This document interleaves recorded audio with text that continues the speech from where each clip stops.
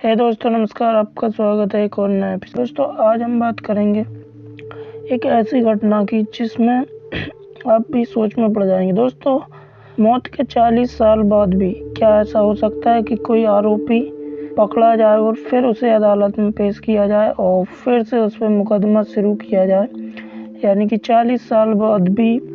वो कहते हैं ना दोस्तों कि जुर्म छुपता नहीं छुपाने से, तो ऐसा ही कुछ होता है दोस्तों। ये कहानी आज की और कहानी दोस्तों है ये इंग्लैंड के जो कि वोर्सेस्टरशायर एक वहाँ पर शहर है, वहाँ की एक कोर्ट है, तो वहीं का ये मामला है पूरा। दोस्तों चलिए देखते हैं कैसे 40 साल बाद भी आखिरकार डेविड बेनेवल्स और सलाखों के पीछे पहुंच जाते हैं और आखिरकार होता क्या है पूरी इस घटना में, आखिरकार कैसे 40 साल बाद ये राज खुलता है। तो चलिए शुरू करते हैं आज की कहानी बिना देर किए हुए।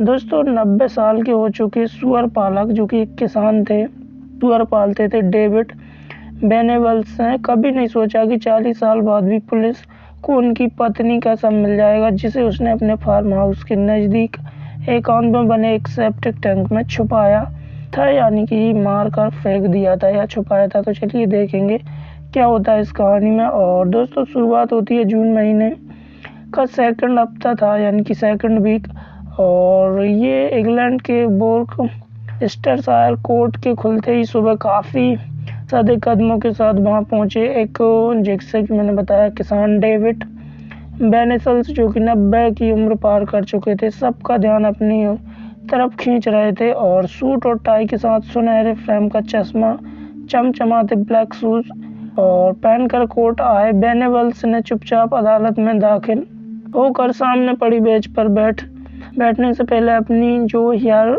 रिंग एंड निकाल कर कान में लगा ली, ताकि वह अपने खिलाफ होने वाली जो मुकदमा है, अदालती कार्रवाई है, वो साफ स्पष्ट सुन सकें। तय समय में एडवोकेट मिशेल वॉरो ने अदालत के सामने जमानत पर रिहा होकर सामने बैठे बेनेवल्स पर 40 साल पहले अपनी पत्नी ब्रेडा बेनेवल्स की हत्या का आरोप लगाते हुए बताया कि डेविड ने दूसरी औरत से इश्क में रुकावट बनने के कारण अपनी पत्नी की हत्या कर उसकी लाश अपने फार्म हाउस के पास बने एक सेप्टिक टैंक में फेंक दी। डेविड के वकील ने उसके ऊपर लगाए इन आरोपों का खंडन किया। इस प्रकार से कोर्ट की दोस्तों जो की कार्रवाई थी वो आगे बढ़ रही थी। वकील का कहना था कि हत्या की गई है और जो डेविड का वकील था वो कह रहा था ये हत्या नहीं, कुछ और ही था। यानी कि अब कहना था कि 40 साल पहले 4 मई 1982 को जिस रोज ब्रेडा अचानक रात में सोते समय घर से लापता हो गई थी, खुद डेविड ने ही पुलिस थाने जाकर उसकी गुमशुदगी की रिपोर्ट दर्ज कराई थी, ऐसा डेविड के वकील ने बताया। और ऐसा हुआ भी था दोस्तों। डेविड जो कि इन्होंने रिपोर्ट भी दर्ज कराई थी और उसकी पूरी जांच भी हुई थी, लेकिन लाश न मिलने के कारण पुलिस ने इस केस को क्लोज कर दिया था। लेकिन और दोस्तों चलिए मैं आपको बता दूं ये जो कैसे खुला पूरा राज।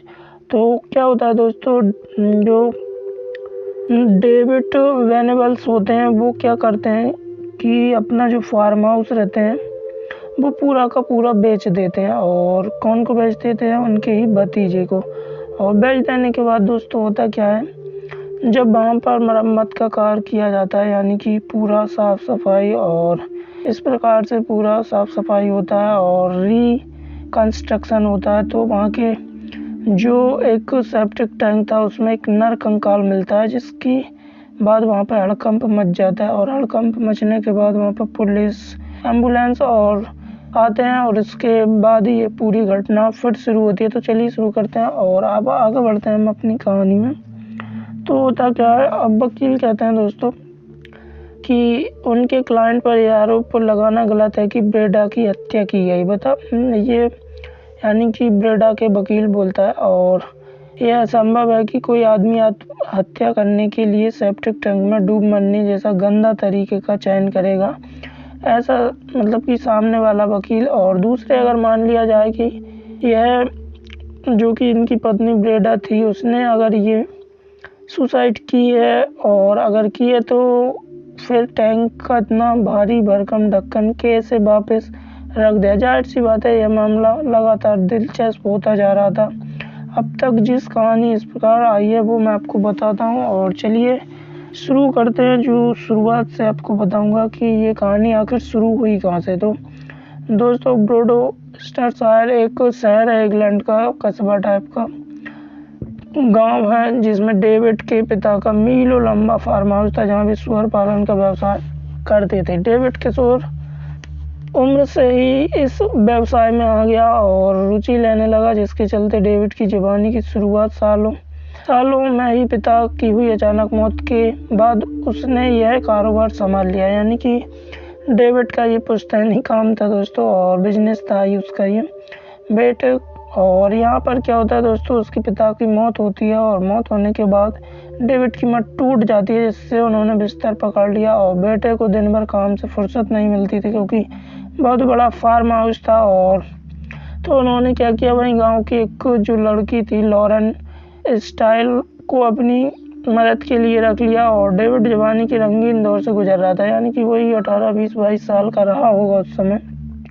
तो इसलिए माँ की जो जवान आया थी उसको देखते उसका मन में लड्डू फूटने लगते थे और कुछ कुछ होने लगता था। इसलिए तो होता क्या है, उधर जो लॉरेन थी वो भी जवान थी, इसलिए उसने जल्दी डेविड के आगे समर्पण कर दिया। और उन दोनों में काफ़ी कुछ होने के बाद, यानी कि इसका रोमांस और जो भी कुछ हुआ, और एक दूसरे से देश शेयर करने लगे, जिससे कि डेविड जल्दी उसका दीवाना हो गया। अब तो डेविड ने लॉरेन के साथ शारीरिक संबंधों में डूब रहने के बाद उसके साथ शादी की बात भी नहीं सोची थी। लॉरेन के लिए भी डेविड की दोस्ती केवल मौके का सौदा था, लेकिन लॉरेन से उसे प्यार हो गया। इस बात का एहसास डेविड को तब हुआ जब 1967 में लॉरेन की शादी हो गई। यानी कि दोस्तों, उसकी गर्लफ्रेंड की जब शादी हो जाती है तब उसे प्यार का एहसास होता है। तो आप अंदाज लगा सकते हैं डेविड किस किस्म का आदमी था।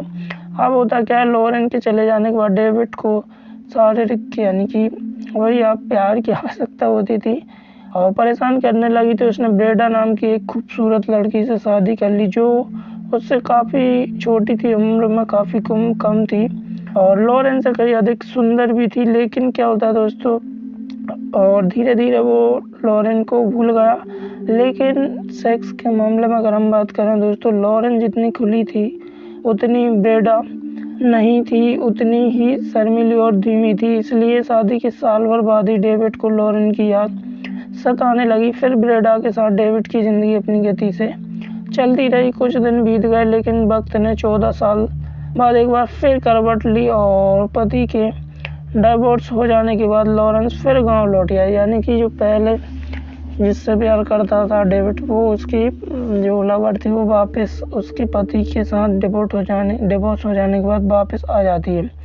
यहाँ आकर उसने डेविड की खबर ली, इससे उसे लगा कि डेविड शायद ही अब उसमें रुचि ले। इसलिए कुछ समय तक तो उसने डेविड से मिलने की कोशिश नहीं की। लेकिन जब एक रोज़ उसे पता चलता है कि डेविड की वाइफ हफ्ते भर के लिए बाहर गई हुई है, तो उसी दिन शाम को अचानक दोस्तों वो उसके घर आ जाती है। यानी कि उसकी पहली जो ब्रेडा थी, लॉरेंस थी, वो वापस उसके फार्म हाउस पर आ जाती है और सामने जाकर खड़ी हो जाती है। डेविड ने लॉरेंस को देखते ही पहचान लिया और जैसे कहते हैं ना, बच्चों की तरह खुशी से उछलने लगा।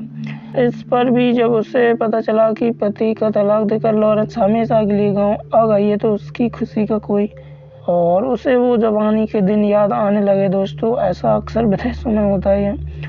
और फिर क्या था दोस्तों, फार्म हाउस के कोनों में दोनों एक तरफ एक दूसरे से मिला करते थे और लंबे समय बाद हुई मुलाकात सेलिब्रेट करने डेविड ने लॉरेंस के सामने ड्रिंक्स ऑफर की, और जिसे स्वीकार कर लेने के बाद अगले 3-4 और रात जब तक ये चलता रहा दोस्तों, जब तक उसकी पत्नी वापस नहीं लौट के आई।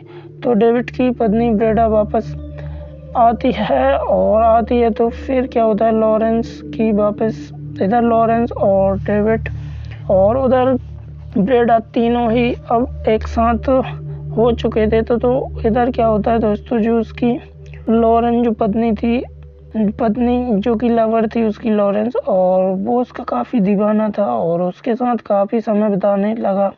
इसके लिए लॉरेंस चुपचाप डेविड के फार्म हाउस पहुंच जाती है, जिसके बाद दोनों मीलों लंबे समय और सूरज बन चुपकर एक दूसरे में खो जाते हैं। तो दोस्तों इधर क्या होता है, लॉरेंस के वापस आने के बाद डेविड की ज़िंदगी में जो बदलाव आया वह ब्रेडा से छुपा नहीं रहा, इसलिए उसने एक रोज़ डेविड और लॉरेंस को रंगे हाथ पकड़ लिया, जिसके बाद डेविड का लॉरेंस से मिलना तो असंभव ही साथ दोनों में रोज़ विवाद भी होने लगा, जिससे तंग आकर डेविड ने सुरक्षित तरीके से ब्रेडा को अपनी जिससे उसने शादी की थी उसे दूर करने की साजिश रच डाली और डेविड के फार्म हाउस के नज़दीक ही एकांत में सेप्टिक टैंक में से मारकर और उसमें फेंक दिया, और लोगों को मालूम भी नहीं था और ना ही उसे किसी तरफ का आना जाना था। इसलिए एक रात डेविड ने उसमें फेंक देने के बाद और उसी रात पुलिस स्टेशन जाकर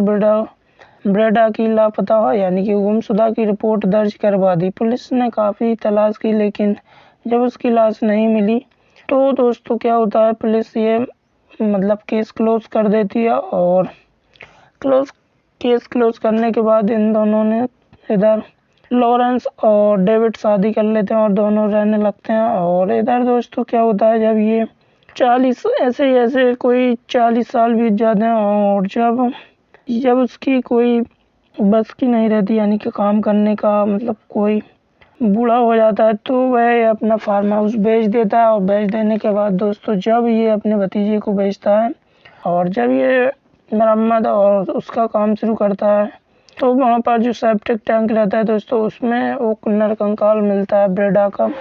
तब उसे वहाँ ले जाया जाता है और एम्बुलेंस आती है, पुलिस आती है दोस्तों। इस प्रकार से उसका जो कहते हैं DNA टेस्ट होता है, पोस्टमार्टम तो होगा ही नहीं, होता है। और धीरे धीरे जब ये मामला बढ़ता जाता है तो फिर डेविड की गिरफ्तारी होती है और फिर इस प्रकार से ये पूरा मामला 40 साल बाद खुलता है दोस्तों। एक छोटी सी गलती से मोड़ आता है उसकी ज़िंदगी में, और इस प्रकार से 40 साल बाद उसकी पत्नी की हत्या का राज खुल जाता है दोस्तों। तो ऐसे खुलता है, कहते हैं ना, जुर्म कभी छुपता नहीं, आप कितना ही कुछ कर लें। तो इस प्रकार से दोस्तों डेविड पर केस चल रहा है और देखते हैं अब क्या उसको मिलता है। वैसे तो 90 साल तो उसने अपनी ज़िंदगी के गुजार ही दिए हैं, कोई 2-5 साल ही बचे हैं। तो दोस्तों ऐसे ही मैं सत्य घटनाएं लेके आता हूँ जिससे कि कहीं ना कहीं घटित हुई हैं। तो दोस्तों आज की वीडियो में बस इतना है। अगली वीडियो में फिर मिलूंगा, तब तक के लिए नमस्कार।